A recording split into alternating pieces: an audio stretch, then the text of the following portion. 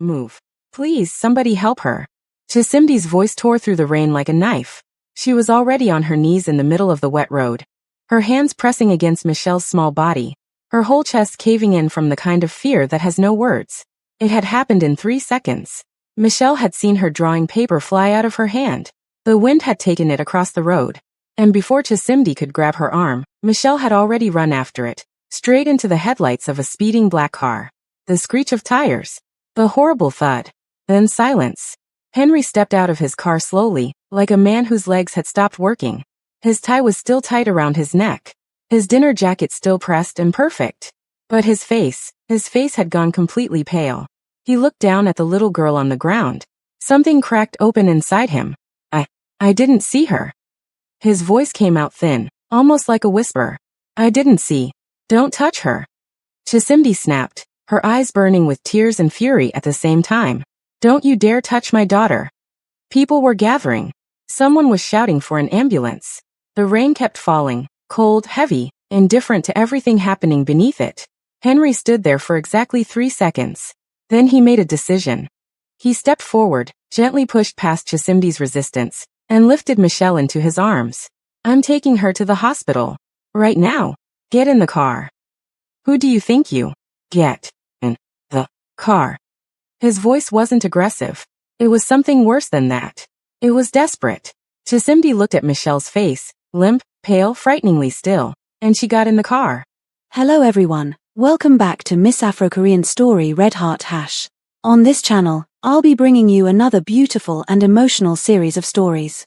It's been a little while, but I'm back again with something very interesting for you all loudly crying face.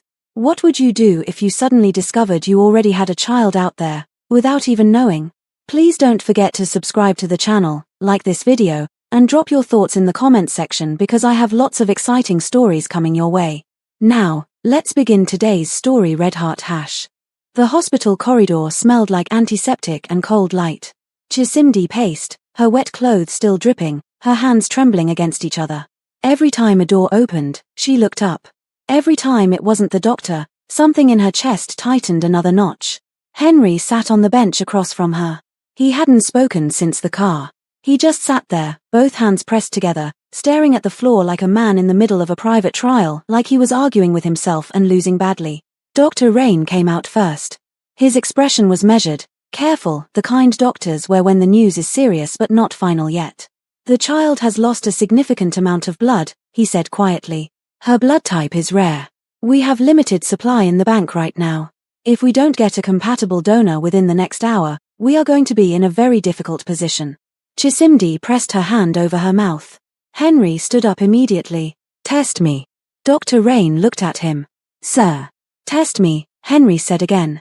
No hesitation. Whatever she needs, if I can give it, you take it. Chisimdi turned to look at him.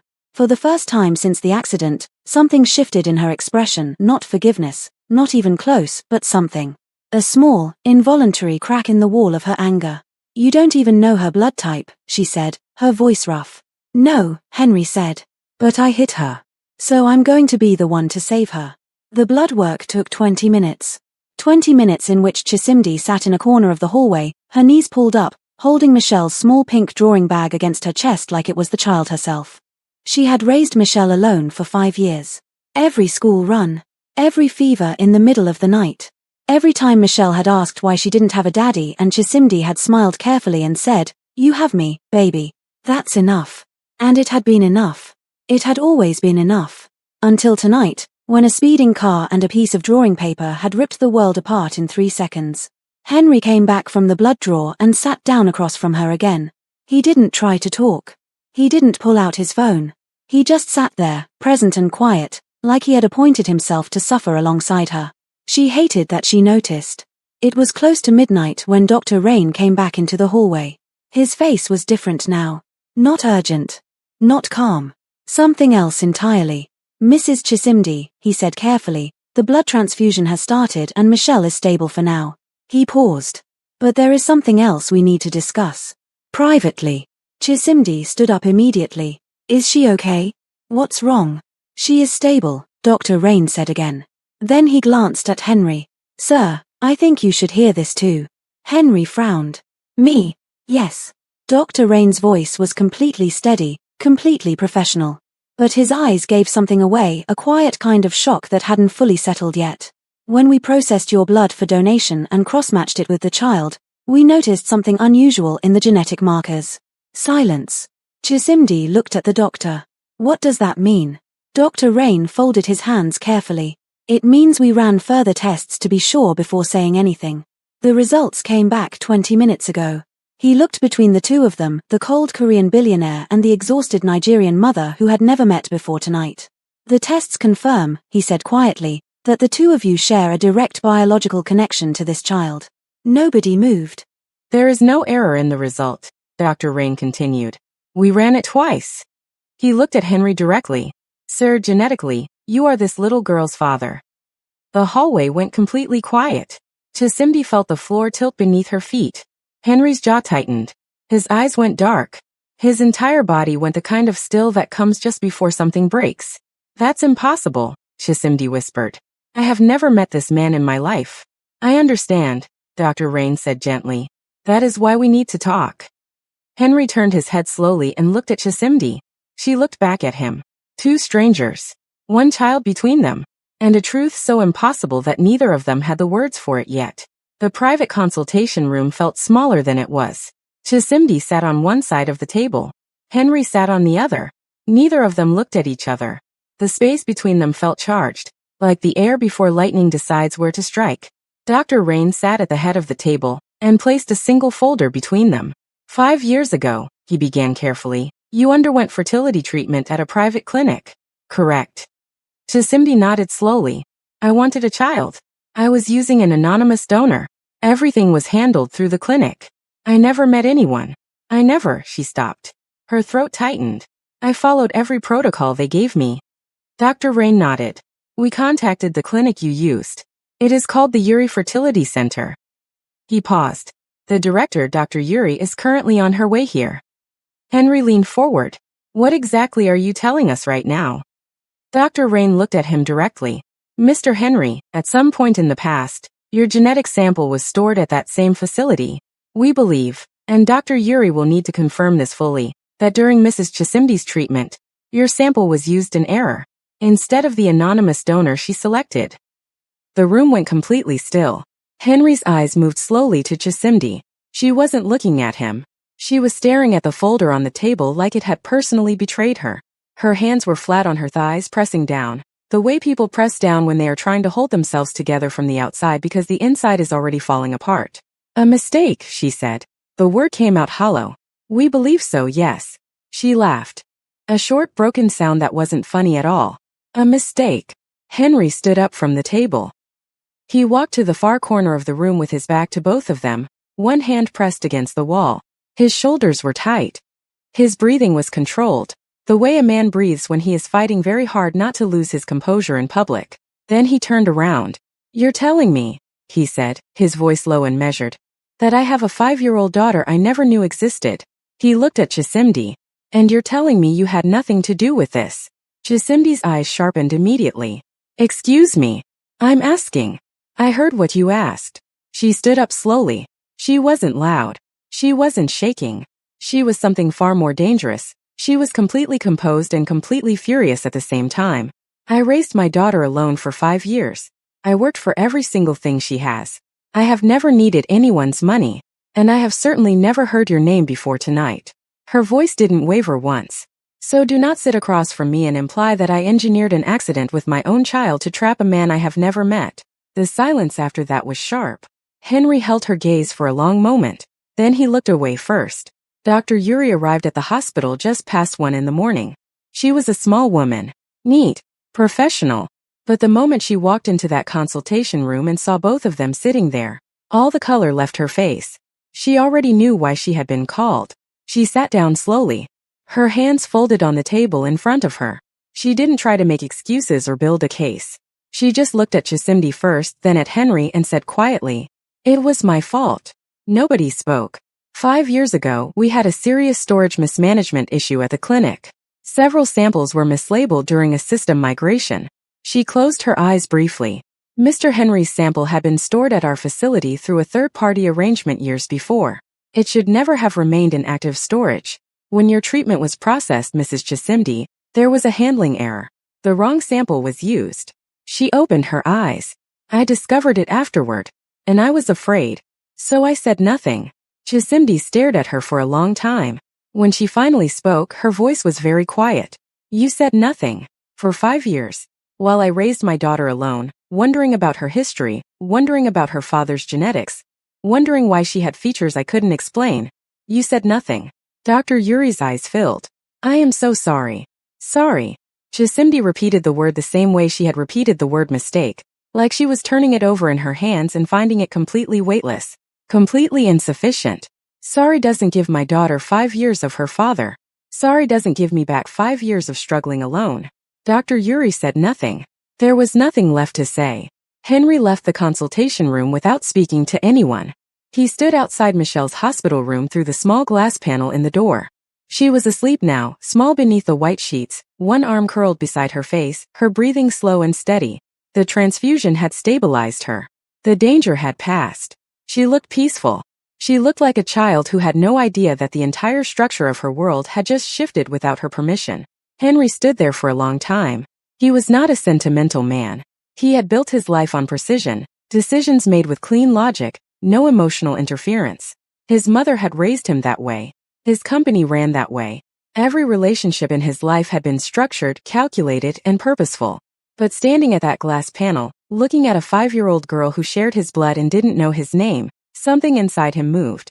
Quietly, stubbornly. The way things move when they are shifting permanently. He turned away from the door and pulled out his phone. He dialed once. Sean answered on the second ring. Sir, I need you to find out everything about a fertility clinic called Yuri Fertility Center. Ownership, history, compliance records, any previous complaints. Everything. He paused. Tonight. Understood, Sean said. Is everything all right? Henry looked back through the glass panel one more time. No, he said honestly. It isn't. Chisimdi was allowed into Michelle's room just after 2 in the morning. She sat beside the bed and held Michelle's small hand between both of hers. Michelle stirred slightly but didn't wake. Her little fingers curled instinctively around Chisimdi's thumb, the way they had since she was a newborn. That same instinct. That same trust. Chisimdi leaned her forehead down against Michelle's hand and stayed there. She didn't cry loudly. She wasn't the kind of woman who came apart in open spaces. But sitting in that quiet room, listening to the soft sound of the monitors, she let herself feel everything she had been holding back since the moment she heard the tires scream on the wet road. The terror. The relief. And now this new thing. This impossible, complicated, unwanted truth that had walked into her life tonight wearing a pressed dinner jacket and a face full of guilt. She had done everything right. She had protected Michelle from every possible hurt. She had chosen the fertility route precisely because she wanted a child without complication. Without a man who could one day show up and disrupt everything she had built. And somehow, through a mistake she never made, that disruption had still found her. In the cruelest, most ironic way possible. It had found her on a rainy road with a piece of drawing paper. Michelle opened her eyes at 6 in the morning. She blinked slowly at the ceiling. Then she turned her head and saw her mother sitting beside her, and her face immediately softened into the kind of smile that only children produce. Completely genuine, completely uncalculated. Mummy. Her voice was small and a little rough. I'm here, baby. Chisimdi squeezed her hand. I'm right here. Michelle looked around the room slowly.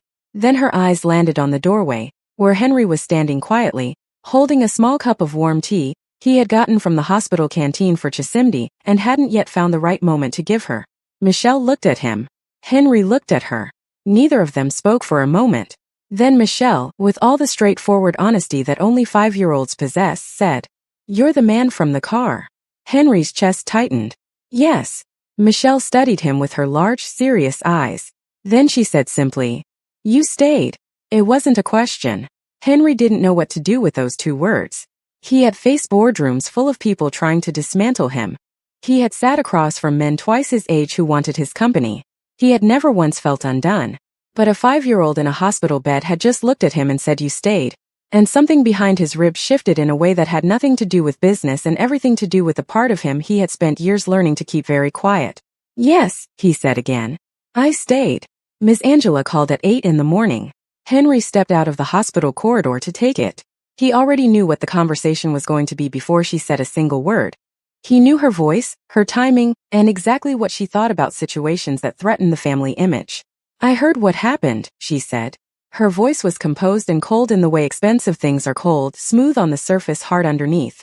Sean told me there was an accident. Michelle is stable, Henry said. That is not why I'm calling. A pause. Henry, I need you to be very careful about what you do next. If this story gets out, a billionaire, a foreign woman, a child, the press will destroy us. Henry pressed 2 fingers against his temple. A child almost died last night, Iyama. And I am glad she is recovering. But you have a responsibility to this family. To the legacy. To Precious Sue, who has been patient and committed. I hit a little girl with my car, Henry said quietly. She is 5 years old. And she is my daughter. Silence. That has not been proven beyond. It has been proven. DNA does not negotiate. He straightened up. I'm not walking away from this. Ms. Angela's voice dropped lower. Henry, that woman planned this. She didn't. You don't know that. I was in the room when she found out, Henry said. You don't fake that kind of shock. You don't fake that kind of pain. He paused. I'll speak to you when I'm back. He ended the call before she could respond. Precious Sue came to the hospital that same afternoon. She was dressed perfectly. The way she always was, the way that made her look like she had stepped directly out of a fashion editorial and into real life. She walked into the corridor, saw Henry standing near the window, and went to him. Are you all right? She asked. I've fine. She studied his face. She had known Henry for 3 years. She had sat across from him at family dinners, attended events on his arm, been quietly and patiently waiting for him to choose her the way both their families expected. She knew his silences. She knew his distance. But the look on his face right now was something she had never seen before. It wasn't guilt. It wasn't stress. It was the look of a man who had found something he didn't know he was missing. She's yours, Precious Sue said softly. It wasn't a question. Henry looked at her. Yes. She nodded slowly. Her eyes moved briefly to the closed door of Michelle's room, then back to Henry. She smiled, not a happy smile, but an honest one. The kind that costs something. Then you should be in there, she said quietly. Henry looked at her for a moment. Precious. Go, Henry. Her voice was gentle and final at the same time. Go be her father. 3 weeks passed. Michelle came home from the hospital with a small bandage on her forehead, and a personality completely unchanged by the entire experience. She was loud again by the second day. She had opinions about everything. She narrated her hospital stay to her stuffed animals like she was reporting breaking news. Henry came to visit on the 4th day. He stood at the door of Chisimdi's apartment with a bag of drawing supplies, pencils, thick sketch paper, watercolor sets, the good kind, and held them out when Chisimdi opened the door. She looked at the bag, then at him. You didn't have to do that. I know, he said. She let him in. The visits became a rhythm. Not planned. Not formal. Just consistent. Henry would arrive. Michelle would abandon whatever she was doing and immediately involve him in it. She had a natural, effortless way of pulling people into her world. No caution, no testing, just immediate wholehearted inclusion. She made him hold her drawings up against the wall, so she could decide if they were straight. She explained to him very seriously that purple was the best color, and any other opinion was wrong. She fell asleep against his arm one evening while he was reading her a story, and Chisimdi stood in the kitchen doorway watching him sit there, completely still, not moving even slightly in case he woke her. And Chisimdi had to turn back to the sink and look at the wall for a moment, because something about that image was very dangerous to the wall she had spent years building. Sean noticed it first. You're different, he told Henry one morning in the car, with the straightforward bluntness that had made Henry keep him as an assistant for 7 years. Henry looked up from his phone. In what way? You used to answer emails during every drive. You haven't opened your phone once this morning. Sean glanced at him in the rearview mirror. You smiled twice before 9 o'clock. That hasn't happened since, he paused. Actually, that has never happened. Henry looked out the window. Focus on the road, Sean. Sean smiled quietly and focused on the road. The drawing notebook changed everything. Henry found it on the couch one afternoon while Michelle had gone to wash her hands before snacks. It was pink, slightly battered at the corners, covered in Michelle's careful handwriting spelling her name on the front. All capital letters, slightly uneven, completely confident. He picked it up to move it. It fell open. He looked down. The drawing covered an entire page, 3 figures crayon-drawn side by side. A small girl in the middle. A tall figure to the right with black hair. A woman to the left with a bright dress. Above the drawing, in large letters that pressed deep into the page like she had meant every single one. My family. Henry stopped breathing for a moment. He stood there with the notebook open in his hands and understood. In the way that the most important things are always understood, suddenly and completely, that this child had already decided. Without confusion. Without complication. Without any of the adult machinery of fear and pride and self-protection. She had simply drawn what she felt. And she had drawn him in it. He was still standing there when Chisimdi walked into the room and saw his face. She looked at the notebook. She didn't say anything. She didn't need to. They stood in the same quiet for a moment. 2 people on opposite sides of a wall, both realizing the wall was already thinner than either of them had admitted. It happened on a Tuesday. Nothing special about the day. No particular occasion. Michelle had been playing a game with Henry on the floor involving elaborate rules that changed every few minutes, and a scoring system only she fully understood. She was laughing, the kind of laugh that takes over her entire face, and she leaned over to point at something on the floor and said without thinking, completely naturally, "Daddy, look." She stopped. The word had come out before she could catch it. She looked up at Henry with wide eyes, her small face shifting immediately into that particular expression children wear when they think they have done something wrong. Uncertain, a little frightened, watching his face carefully for the reaction. "Sorry," she whispered. "I didn't mean to." Henry set down what he was holding. He turned to face her fully and looked at her, really looked at her. This 5-year-old girl who had been drawing him into her family pictures before he had even earned it. Who had trusted him with her whole heart before he had done a single thing to deserve it. He lowered himself slowly until he was level with her. "Michelle," he said gently. "You can call me that. If you want to." Her eyes searched his face. "Really? Really?" She looked at him for one more second, processing it with all the seriousness a 5-year-old could hold. And then she threw herself against his chest and wrapped both arms around his neck and held on. Henry closed his eyes. He held her back. And every cold, careful, constructed wall he had built around himself across 34 years of living by other people's expectations, quietly, permanently, came down. Chisimdi collapsed on a Wednesday evening. It wasn't dramatic. She simply sat down on the kitchen floor because her legs stopped cooperating. Exhaustion, the deep, accumulated kind that builds over years of doing everything alone, had finally collected what she owed it. Henry arrived within 20 minutes. Nobody had called him. Michelle had, in her own way, contacted Sean, who had contacted Henry, and Henry had come immediately. He took Michelle to her room first, calm and gentle, explained that Mummy needed rest and that he was going to take care of things tonight. Then he came back to the kitchen. He cooked, simple things quietly without performance. He sorted Michelle's school bag for the next morning. He sat beside Chisimdi's bed and stayed there, not talking, just present. Chisimdi woke past midnight and found him still there, sitting in the chair near the door with his jacket folded on his lap, awake. "You're still here," she said quietly. "Yes." She looked at him for a long moment in the half-dark. "Why?" Henry considered the question genuinely. "Because this is where I should be." Chisimdi didn't have an answer for that. She looked at the ceiling. Something behind her eyes was working through something, slowly, carefully, dismantling something old and replacing it with something frightening and new. "I don't need saving," she said. "I know," Henry said. "I'm not here to save you." He paused. "I'm just here." Ms. Angela came 3 months later.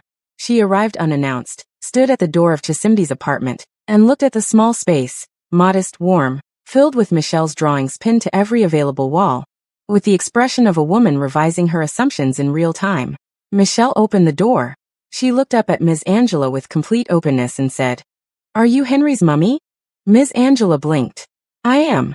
"Then you're my Halmoni," Michelle said simply, using the Korean word for grandmother with the same ease she used every word, like it already belonged to her.